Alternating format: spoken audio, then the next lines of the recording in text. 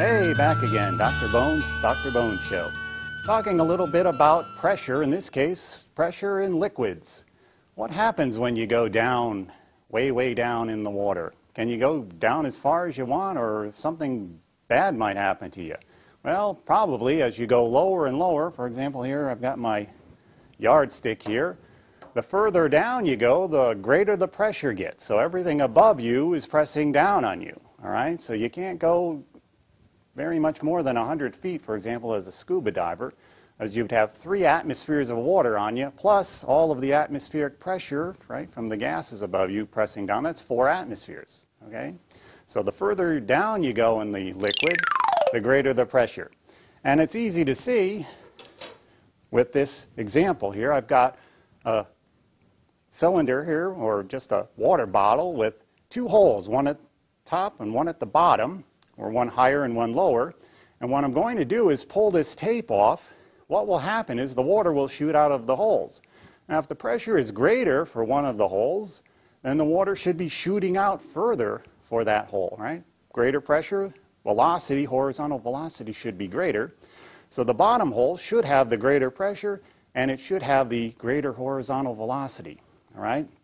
So that stream should come out much further than the one at the top. Let's find out. I'm going to have a little container here that's helping me catch the water. And sure enough, as you can see, you can zoom in on that. I'll try to go to the side here. The one at the bottom has a longer stream than the one at the top. And now as the water starts getting further and further down, right, as it comes down, this top stream is starting to get weaker and weaker, and the bottom stream is going on now. Finally, the top stream is gone. So yes, simple demonstration in terms of pressure. The lower you are in the liquid, the greater the pressure. All right? And we'll be talking more about that in another segment where we discuss Archimedes' principle. For now, we wanted to have a little bit of fun with water as well. I'm going to move this to the side.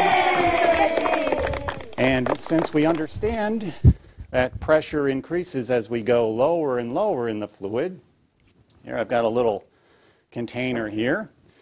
What would happen if you were in a submarine? All right, now here I've got a little bottle with the cap on it. Of course, we've done this. You ever take a bottle and you take it under the water? Well, what happens? It's filled with air, it goes exploding to the surface. All right, well, in this case, I want to put the bottle down to the bottom quickly with the cap off. So the water is going to rush into the container. Some people think that a submarine that's well under the sea, when it's very low and the pressure is so great that it would be crushed. Well, not necessarily crushed. Thing is, it might get a crack in the hull, and what happens is within that crack, water rushes through and equalizes the pressure quickly, so this container doesn't crush. It just has equal pressure inside and outside.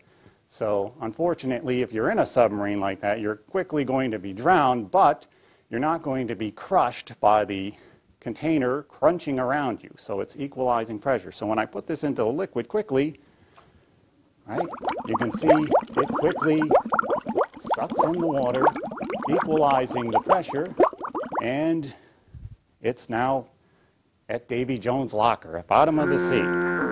So that's what would happen to you. You wouldn't be crushed, but the water would come zooming in, equalizing the pressure. Okay, so if you hear people tell you about the submarine being crushed, not really going to happen.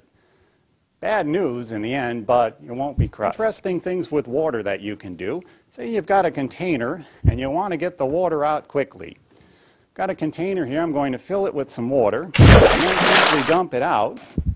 Wonder what would happen. Would it quickly come out? Could I actually make it come out quicker? Is that possible? Got a nice funnel here. Always have a funnel so you can fill up your container. Funnel and a little container to help me fill up the bigger container. All right, so here we go. Got my water in the container. I'm simply going to turn it upside down and let the water come out. And chug-a-lug, chug-a-lug, chug-a-lug. It takes a while, but eventually it comes out. Is there a way that I can get this water to come out more rapidly? Let's fill it up again. Well, there is, and the concept is called a vortex. If I can create a vortex, I can allow the air that's the water that's in the container to come out and the air to come in. So sort of like a tornado, which is a vortex, I can get the water to come out faster. Two things can't occupy the same space at the same time. We've heard that before. What if I spin this really quick? Actually, maybe take a little bit of water out so it'll allow me to spin it a little faster. So I spin, spin, spin. I don't know if you can zoom in on this one, but if I hold this still, you can see a little tornado in there. You can try this at home. The faster you spin it, the bigger the tornado. But the point is, once I get this spinning going, it rapidly comes out. So the vortex will allow you to expel the water quickly from the container. What you can do, you can have a little race, get two of these containers. One, the fact is you can fill the one up even further than the other. Tell your friend, here you've got the halfway filled container, drop that out, and the one that's pretty much 3/4 of the way, you've created your vortex, and you say, ready, set. Your vortex will create a way of getting that water out quicker than the one that's only half filled. All right, so try it out. If you win any money, call me, all right? Here's another one. Got a container here with a little plumb bob. In this case, it's a little arrow with some pennies in it. Right, so some arrows with a penny or a quarter or something like that. We're going to put the water in the container. I'm going to let this plumb bob float in the container. All right, let's fill this thing up a little bit further. And I'm going to see if I can get that plumb bob to come flying out of the container by creating the vortex. Let's see if that'll work.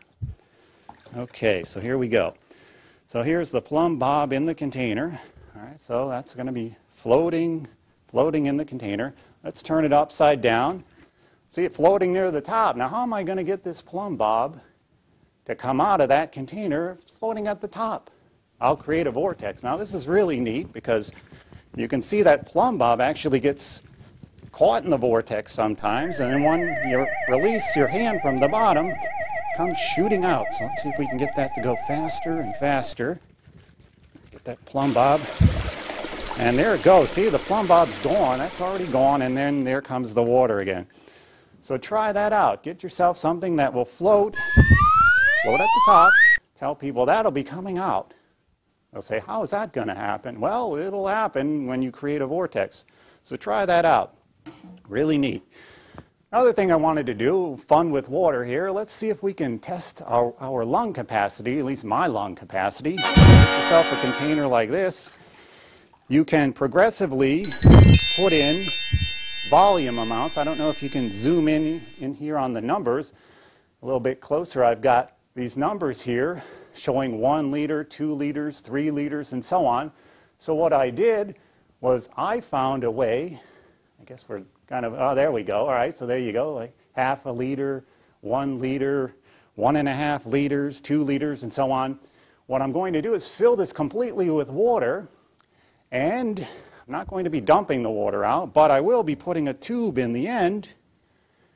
All right, of course this has to be done underwater so that the water doesn't come out. I'm going to blow the water from this container out with the air from my lungs and see how big my lung capacity is. Some people call it their vital capacity. Here I've got a full container that's a little bit more than, about 3.9 liters. My lung capacity should probably be sufficient to blow all of the water out, so we'll see. And I've got bigger tanks at home where I actually test athletes out. Some of them can get up to 5 and 6 liters. Amazing, but you can try this out and stay away from the cigarette smoking. That's crazy. That's going to reduce your lung capacity. So I'm going to fill this container up, and we're going to see Dr. Bones has what it takes to blow all of this water out. All right, so here we go. Good thing again to have the funnel. All right, I actually need one thing else. That's called a mouthpiece, so that I don't have to put my mouth directly on the tube. This is kind of fun because then you can get these little party favors that you can cut into a mouthpiece, stick it into the end of the tube, have a mouthpiece for everyone. So All of your friends can try this out. Your mom, dad, uncles, aunts, brothers, sisters, cousins. Okay, I'm actually going to have to put some of this water back into the container because I'm running low. Let's put this back. Because what I need to do is to overturn this filled container into the container so that I can do what? Make sure the water doesn't come out. Because the goal here is not to insert this tube as such and blow the water out. No. In this case, air would come in, water would go flying all over the place. You wouldn't have the air necessarily from your lungs pushing the water out. And of course, this is going to be a problem doing this, making a big mess. So you turn it upside down and you get an accurate measurement of your lung capacity. So I needed one of these party favors. You can cut them into a little bit here and have a little mouthpiece. Here, I'll actually put it in this side. So I need to turn this upside down, fill it all the way to the top. If you see like a little air bubble at the end when you're turning it upside down, that's okay, no big deal there. I'm going to take my watch off so I don't make a big mess with my watch. So I put my hand on here, turn it upside down, all right, so no water's falling out. Go into the container, put one end of the tube into the bottom. All right, this is where I'm going to be blowing all of the water out as much as I can. All right, there we go. And here's the end where I'm going to blow. So by the time we're ready, I'll pick up the container and you'll say, oh my goodness, you got all of the water out. So here we go. Let's take a practice breath here. It's kind of hot today, but I think I've got enough energy here. So 1, 2, 3, one breath though. Ready?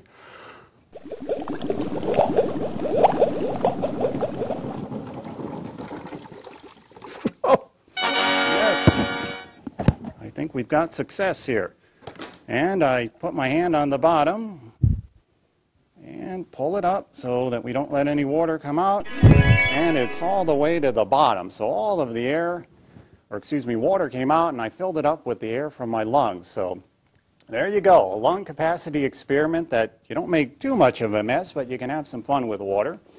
Remember the vortex effect, you want to get water out of a container, but again, you might put the tube in and blow all the water out as well, but turn it upside down, and then you know exactly what your lung capacity is. See you in the next segment. Take care. Dr. Bone Show.